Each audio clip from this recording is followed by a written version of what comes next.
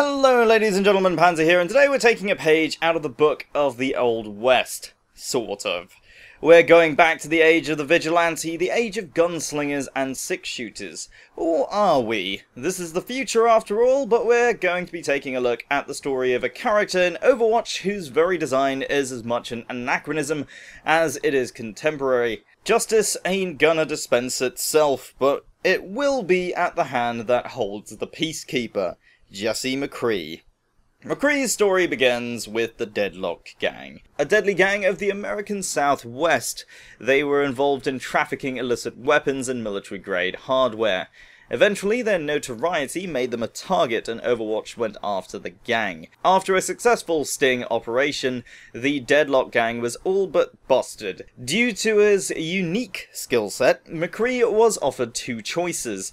He could either spend his life in a maximum security prison cell, or he could join Overwatch's newly formed covert ops division, Blackwatch, under the command of Gabriel Reyes. You can hear this referenced in the game with Reaper's line on Route 66, where he says, "This is where I picked up that damned ingrate." There are other references on the map too. In the diner you can see the blueprints and other objects on the tables, and these are a reference to a heist that was planned by the Deadlock gang when Overwatch put a stop to them. They brought down the train hauling military cargo in Route 66 too, and that's what you see right outside the diner. So, in essence, the two teams on this map are really just reenacting that exact ill-fated heist. While in Blackwatch, McCree eventually got used to working with a more organised unit. Initially, he believed that by working with the side of supposed good, he might make amends for the wrongdoings of the past. He even began to appreciate the clandestine nature of Blackwatch, free from all of the typical bureaucratic red tape that government organisations had.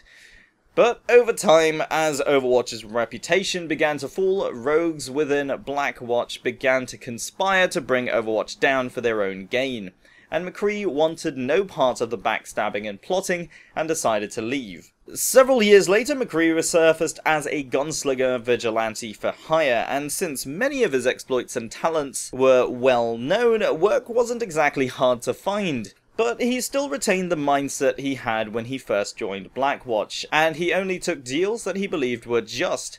He wouldn't be bought for any amount of money unless he could be sure he was doing the right thing. Long after the fall of Overwatch, McCree was travelling by hypertrain to Houston, and by travelling I mean literally sitting on top of the train.